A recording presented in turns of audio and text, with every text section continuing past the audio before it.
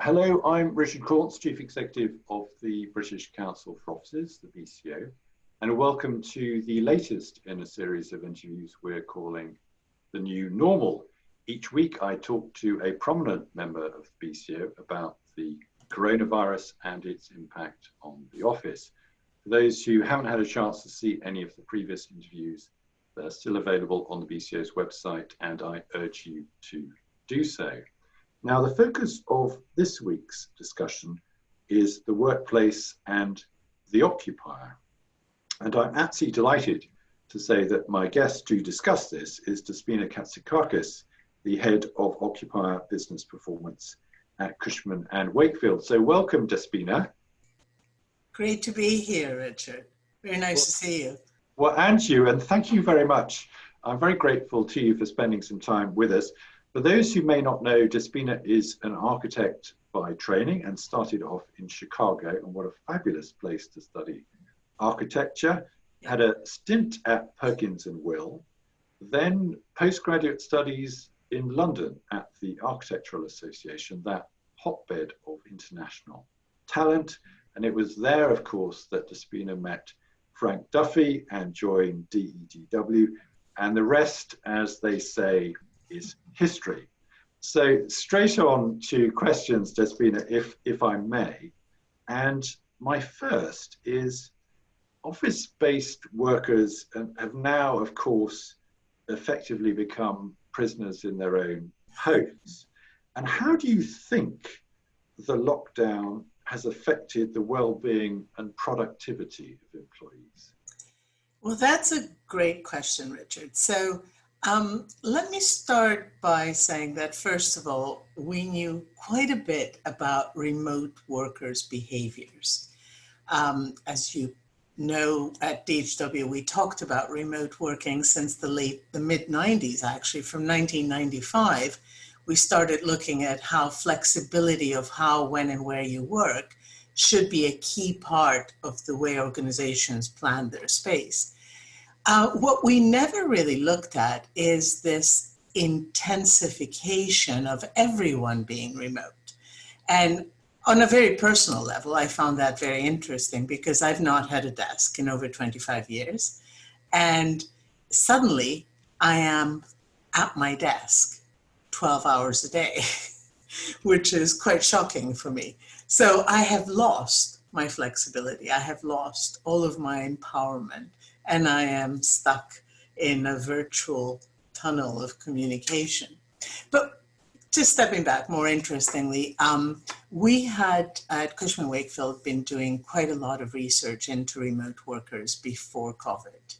And we had over 2.7 million data points on the experiences that actually make people more productive, more engaged working remotely. And we knew that the top three elements were remaining connected to culture, being able to have effective remote communication like we're doing today, and having the ability to manage their mental and physical well-being.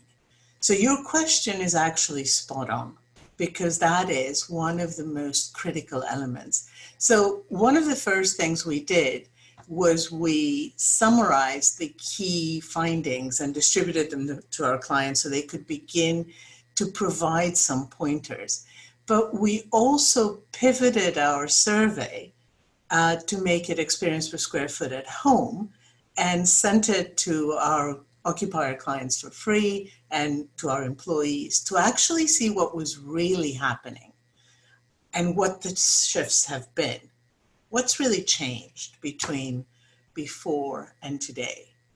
And there's some interesting things there that we can explore if you want to get deeper into the data.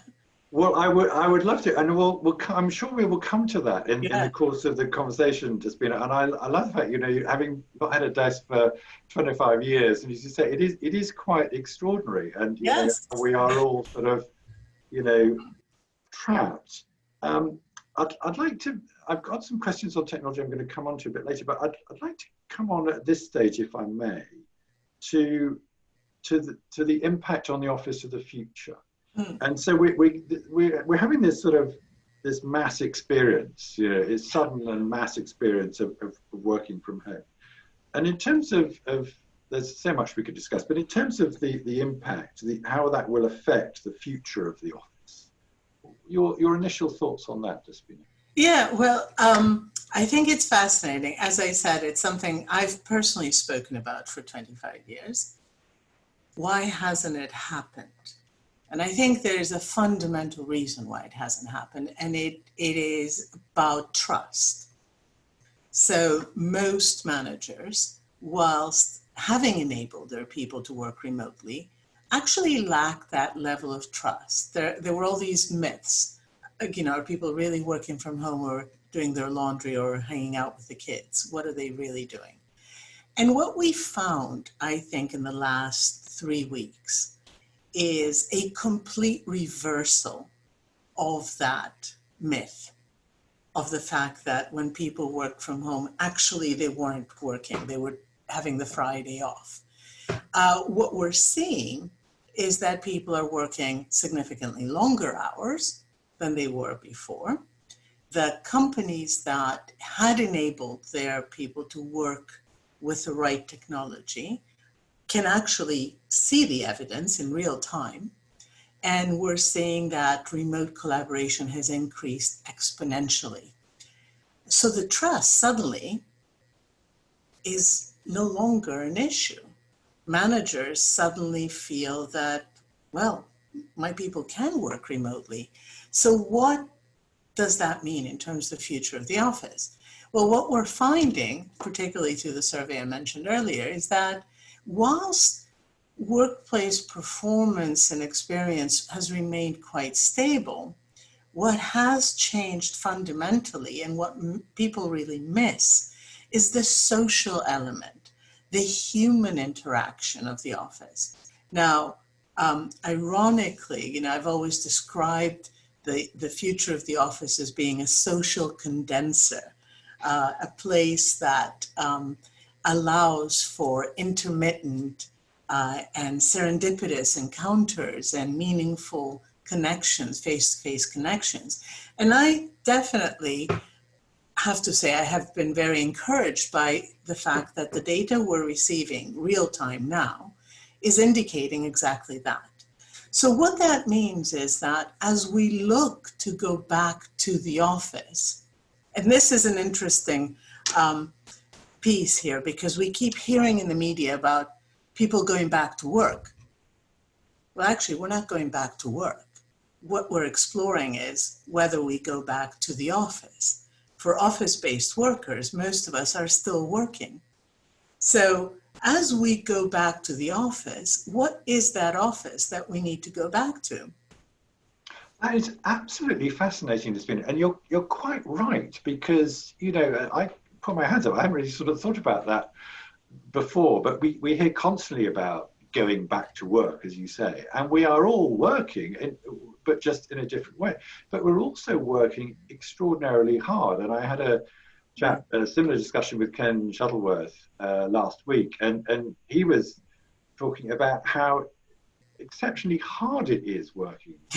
And I think one of the problems is that there is the demarcation between work and escaping from work. Everything becomes even more blurred than before. But the trust point, I could not agree more. I think there was very much this feeling that people who weren't in the office were somehow skiving. And I think that has inflated that myth. I'll come on, if I may, to how those expectations, when we do get back to the office, as and when we do, if we do, what it might look like. So looking at the occupier, how do you think, Despina, that the demands and expectations of the end user, the occupier, might be changed by the experience of coronavirus? Well, I think that increasingly our occupier clients will embrace flexible working as the norm. What that means is that they will go from the notion of the office being a single place that you go to work to to actually leveraging a network of physical and virtual places that allow you to do your work. And the reason for that is really has many business areas of value. So if we think about carbon, right? People that do flexible working have 47% less carbon than people that commute daily. People that work from home a couple of days a week typically leverage their commute times to be working and report much higher work-life experiences and perceive themselves to be much more productive. We've seen reports in the last couple of years that indicate that more than 30 to 40% of people would actually trade pay for flexibility. So with that data and with the evidence today that actually work can continue in a remote form, I think we will begin to see two things happening. Remote flexible portfolios of different locations, much more regional, local work points. So I'd much rather cycle for 10 minutes and go somewhere near my home to meet others to work than have to commute on Southwest trains for an hour when they're running. So that is going to be a big part of it. We're also going to begin to see a different impact on design. And that's what I think is very exciting, because the design of the office will now need to become a place that is inspiring and compelling for you to actually want to go to have these unique experiences, to meet your colleagues, to learn together, to collaborate, to innovate, to be creative. So there is no point any longer in commuting to go and sit in a row of desks and do your email, because we've proven we don't need to do it anymore. Absolutely right. No, quite fascinating. As a fellow Southwest Trains commuter, I can empathise completely with that. One of your observations there, and it's fascinating on the sort of the regional hubs, the local offices. This has come out in some other conversations I've been having in recent weeks, and I can see some very significant change here. I'd like to move on, if I may, to technology. And it's something that I know you have an amazing experience of, and DGW and embraced thinking on this, perhaps before anyone else. But do you think, Despina, will the experience of the pandemic have a greater impact on the future of office design than the recent revolution in portable technology? And by that I mean we're all walking around with supercomputers, iPhones in our pockets. We're speaking through Zoom on a laptop and all the rest of it. So we're used to portable technology. It has an extraordinary impact. But will the pandemic have an even greater impact? Absolutely, without doubt. And the reason comes back to the going back to work or going back to the office argument that we hear in the media day to day. So we've, as you know, pulled together the experience we've had from moving already over 1 million people back to work in China, and looked at that as a way to begin to prototype and create new solutions for our clients. So we've created a recovery readiness guide. And one of the fundamental aspects of that recovery readiness guide is how do you leverage technology in different ways to create touchless experiences? So starting from a very basic, infrared technology to be able to map whether I have a fever or not to enter the building, to how we activate technologies that were already in play, but we didn't necessarily leverage as effectively. So facial recognition, voice activation, gesture activation. But to your point, our personal devices I really believe that our personal device will be the critical interface between us and the workplace as we look to the future. It will allow us to access the building. It will allow us to access our floor, access what room, what part of the office we want to use, find others, be able to adjust the light, the quality of air, make our own experience. So I often think about the office as a stage set where ubiquitous technology allows us to manage that very personal interface between us and the building. And I think just the simple fact that 80% of disease is passed through our hands will suddenly accelerate the use of all this interface more than we could ever imagine. Well, fascinating. It sounds as if there's quite a revolution to come, and certainly I could not agree more. I think touchless technology and so on and so forth, and using what we have and its relationship with the office, we're looking at something quite radical. I'd like to move on, Despina, if I may, to cost. Now, as we both know, and it's very much part of the BCO's mantra, you know, property is a relatively small proportion of the total cost for most businesses. It's generally 10 to 15%, with 85% or so the bulk being property. There's being the payroll. There's lots of talk at the moment, unsurprisingly, about we don't need offices anymore, we'll just get rid of them. They're just an unnecessary cost. But it's a knee-jerk reaction. But do you feel that is simply a false economy? I mean, it's just not looking at the business as a whole in a sensible way. And the main cost, of course, is the people and facilitating how they operate. Absolutely. And I think what's interesting, it's almost, in a way, what's happened is it's given power back to the people, because the people can choose now, right? And the people have a bigger say than ever before. I don't believe the office is going away. I absolutely do not believe that. I think what we perceive to be the office is going away. And I think we will be using a completely new paradigm of what we consider the office to be. But at the end of the day, Richard, we are social creatures. We want to be together. And nice as this is, for me to look at you over Zoom, and we can do it quite effectively, it lacks the spontaneity of us being in a meeting together.